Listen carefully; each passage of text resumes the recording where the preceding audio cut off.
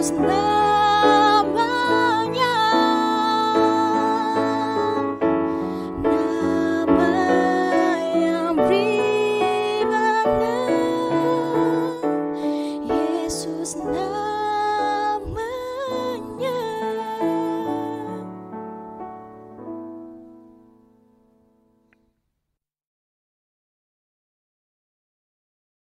Saudara dikasihi oleh Tuhan, sebelum kita mendengarkan firman Tuhan, mari kita bersatu di dalam doa. Kami sungguh bersyukur Tuhan untuk segala kebaikan Tuhan yang Tuhan anugerahkan di dalam kehidupan setiap kami. Kami bersyukur untuk setiap kesehatan dan kekuatan yang Tuhan anugerahkan di dalam kehidupan kami ketika kami menghadapi kehidupan di tengah-tengah pandemi COVID-19. Kini kami akan mendengarkan firman Tuhan. Kiranya firman itu boleh menyapa setiap hati kami. Roh Kudus-Mu menerangi hati kami, agar kami boleh beroleh damai sejahtera, kami boleh beroleh kebenaran yang sejati itu, sehingga kebenaran itulah yang menuntun kehidupan kami. Bersabdalah ya Tuhan, kami siap untuk mendengarkan firman-Mu. Amin. Saudara yang terkasih, tema renungan kita pada hari ini ialah yang takkan lapar selama-lamanya. Diambil dari Matius 5 ayat yang ke-6. Demikianlah firman Tuhan. Berbahagialah orang yang lapar dan haus akan kebenaran, karena mereka akan dipuaskan. Saudara terkasih, manusia modern adalah manusia yang lapar dan haus. Bahkan terlalu haus dan lapar hingga membuat pertikaian di mana-mana. Ada yang lapar dan haus akan makanan serta minuman. Ada juga yang lapar dan haus akan kekuasaan serta kehormatan. Dan ada yang lapar serta haus akan kekayaan dunia ini. Kehausan dan kelaparan itu membuat mereka saling berebut. Saling sikut satu dengan yang lain. Jika sikut tidak bisa merebut, maka tumit pun akan berusaha untuk merebut. Jika tumit tidak sanggup merebut, maka ada cara kekerasan lain yang siap untuk dipakai untuk mendapatkan apa yang menjadi keinginan kita. Rasa laparnya manusia itu seperti laparnya singa yang merobek dan mencabik daging mangsanya. Hausnya itu seperti pemain tinju yang begitu bernafsu memukul dan menjatuhkan lawan sampai terkapar. Tidak ada kelembutan, tidak ada yang namanya persaudaraan.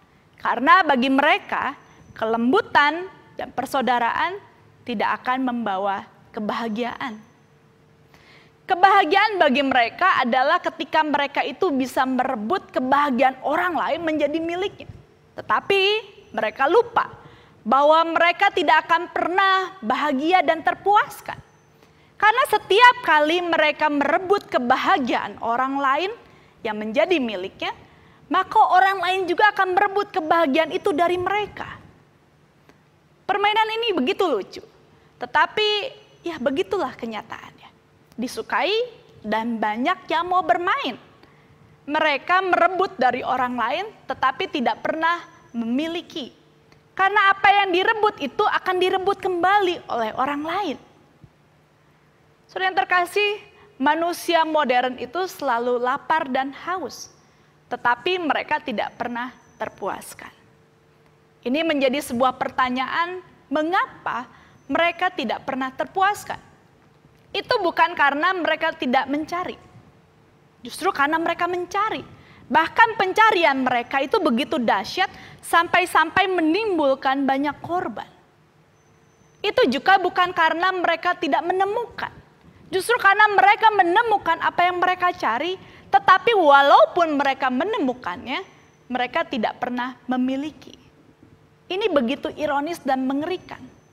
Lalu di mana kesalahannya? Tuhan Yesus menunjukkan di mana kesalahannya. Kesalahannya terletak bukan pada tindakan pencariannya, tetapi pada apa yang mereka cari. Apa yang mereka cari. Kalau Anda salah dalam menemukan apa awalnya yang Anda cari itu, maka ujungnya Anda akan kecewa. Tuhan Yesus tidak pernah mengatakan bahwa apa apa yang akan membuat Anda puas dan kenyang adalah makanan. Sebaliknya, Tuhan Yesus mengatakan bahwa manusia itu tidak hidup dari roti saja, tetapi dari firman Tuhan. Tuhan Yesus tidak mengatakan bahwa harta dan kekayaan itu akan memuaskan kita. Sebaliknya, Tuhan Yesus mengatakan bahwa kumpulkanlah harta di sorga, karena ngengat dan karat tidak akan memakannya. Tuhan Yesus tidak pernah bilang bahwa kekuasaan dan kehormatan itu segala-galanya. Sebaliknya, Tuhan Yesus malah mengajar para murid untuk menjadi yang terkecil, untuk menjadi seorang hamba atau menjadi pelayan. Tuhan Yesus tahu apa yang bisa memuaskan kita. Apa yang bisa membuat kehidupan kita bukan hanya cukup, tetapi bahkan begitu melimpah. Itulah sebabnya Tuhan Yesus tidak mendorong kita untuk mencari kepuasan pada makanan dan minuman fisik. Tidak pada harta, tidak pada kekayaan, tidak pada kekuasaan dan kehormatan. Karena semuanya itu hanya terbatas sifatnya. Dan tidak akan pernah memuaskan jasmani dan rohani kita. Sebaliknya semua hal itu bisa saja membuat hidup kita kering kerontang. Membuat kehidupan kita terus dahaga. Saudara yang terkasih, Yesus mengatakan dengan tegas kepada kita apa yang akan membuat kita bahagia dan terpuaskan. Ia mengatakan, berbahagialah orang yang lapar dan haus akan kebenaran, karena mereka akan dipuaskan. Apa itu yang dimaksud dengan kebenaran? Dalam Alkitab, kebenaran itu setidak-tidaknya mempunyai 3 segi. Yang pertama, legal. Yang kedua, moral. Dan yang ketiga ialah sosial. Saudara terkasih, yang pertama ialah kebenaran legal. Kebenaran legal ialah pembenaran atau pulihnya hubungan antara kita dengan Allah. Hubungan manusia dengan Allah. Atas dasar iman kita kepada Kristus. Tentu sebuah kebahagiaan yang tak terkatakan ketika kita yang seharusnya tercampakkan dalam kebinasaan kekal, tetapi di dalam Kristus kita malah dibenarkan. Kita mempunyai hubungan yang sangat erat dengan Allah sebagai Bapa. Bapa yang begitu baik, Bapa yang tidak pernah memberikan batu pada anaknya yang minta roti, dan ular pada anaknya yang minta ikan. Lalu yang kedua, adapun kebenaran moral adalah kesesuaian antara perkataan, watak dan perilaku seperti yang dikehendaki oleh Allah. Jadi kebenaran ini adalah kebenaran yang tidak hanya cantik dari kulitnya, tetapi busuk di bagian dalamnya. Anda pasti bahagia ketika saudara atau Anda melihat ada orang lain yang omongannya itu dan perbuatannya itu sesuai. Tetapi Yesus katakan bahwa kita akan lebih berbahagia lagi kalau kita yang menghidupi kondisi itu. Apa yang kita lakukan, apa yang kita katakan itu sesuai satu dengan yang lain. Nah, ini mengapa berbahagia? Karena di dalam kesesuaian tersebut kita tidak ada lagi yang namanya kekhawatiran, ketakutan, kegelisahan untuk dicela, untuk dihina, atau dicibir. Bukankah sebaliknya? Orang yang benar antara perkataan, antara perbuatannya itu akan dihargai, akan lebih dicintai dan dipercayai. Dan ini yang utama, ia akan selalu diberkati oleh Allah.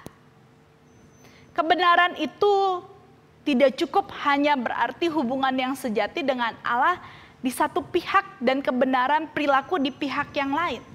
Kebenaran Alkitabiah lebih daripada sekedar masalah pribadi saja. Tetapi di dalamnya juga terdapat tentang kebenaran sosial. Kebenaran sosial, keprihatinannya tertuju kepada pembebasan manusia dari segala macam penindasan.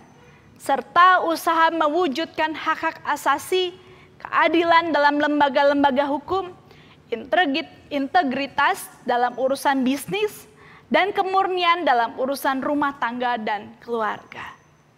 Banyak orang yang mengatakan bahwa apa bahagianya prihatin pada orang lain. Tetapi coba Anda bayangkan secara logis.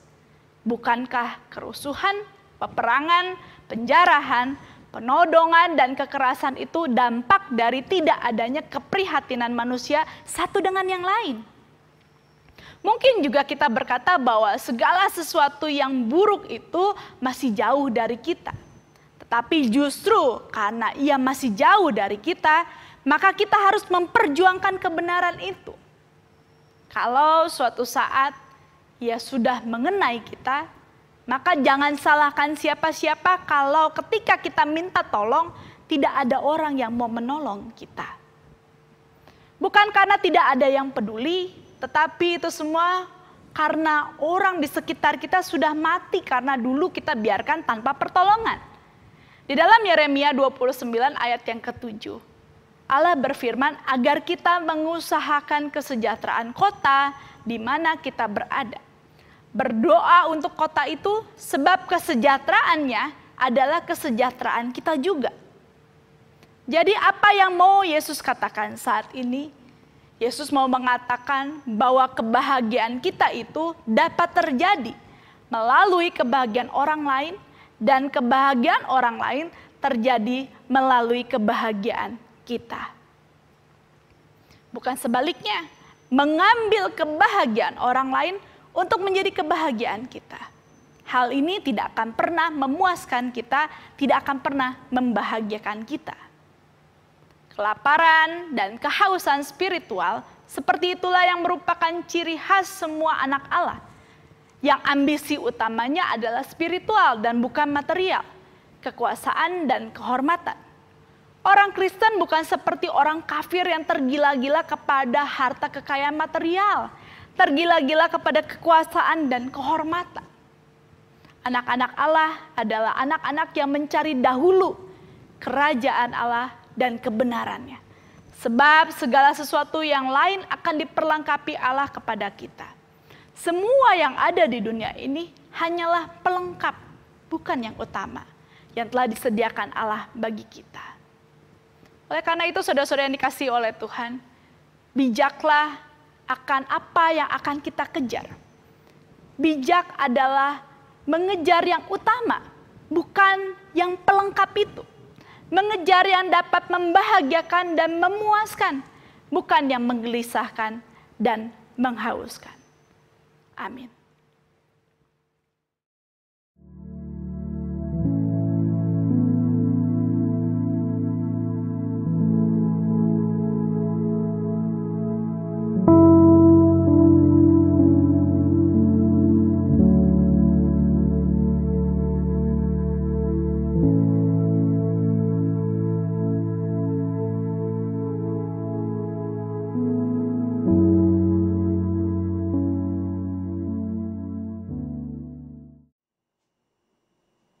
Bapak Ibu yang mengasihi dan dikasihi Tuhan Yesus, mari kita naikkan doa-doa syafaat kita.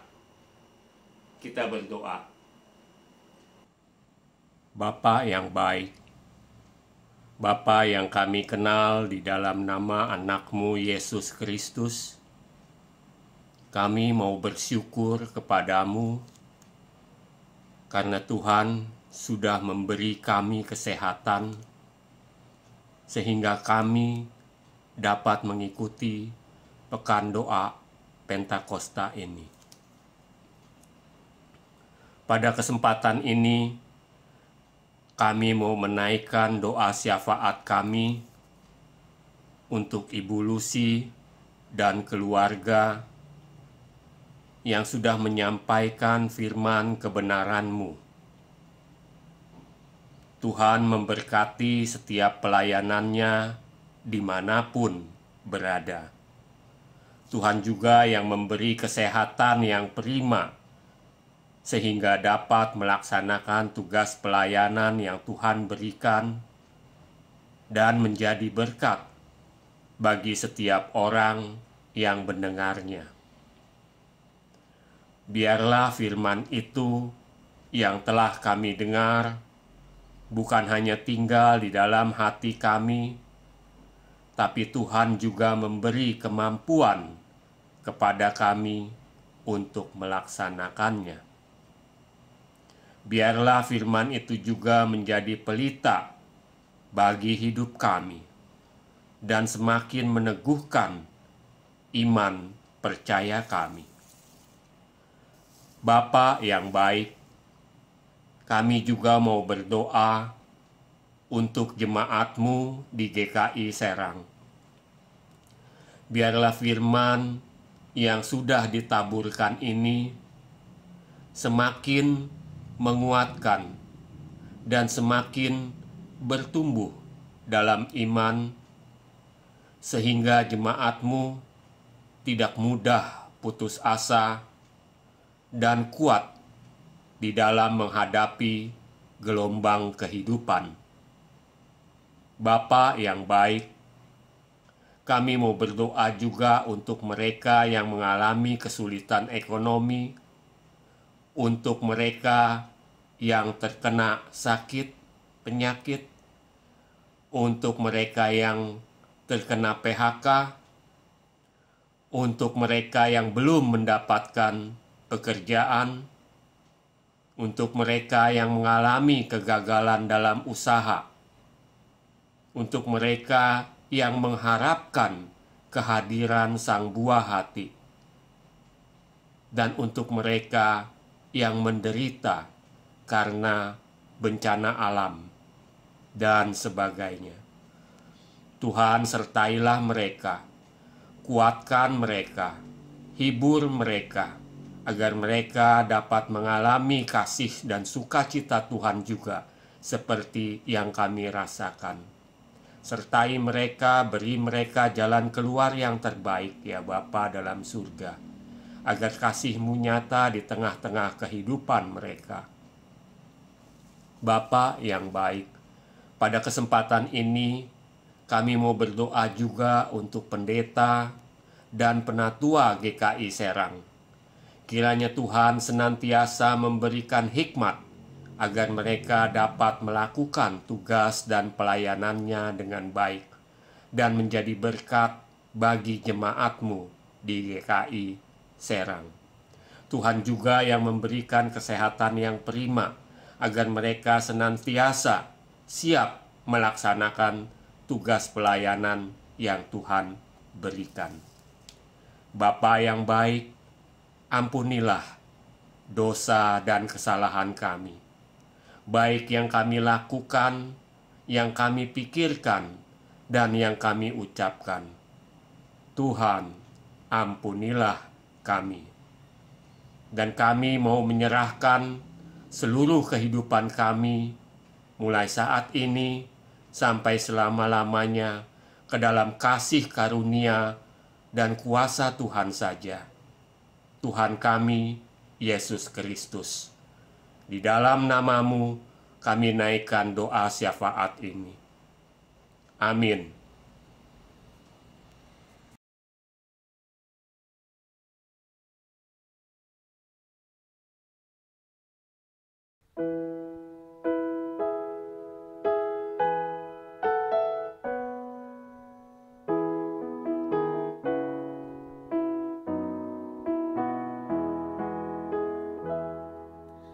Roh Kudus tetap teguh, Kau pemimpin umat-Mu. Tuntun kami yang lemah lewat gurun dunia, jiwa yang letih lesu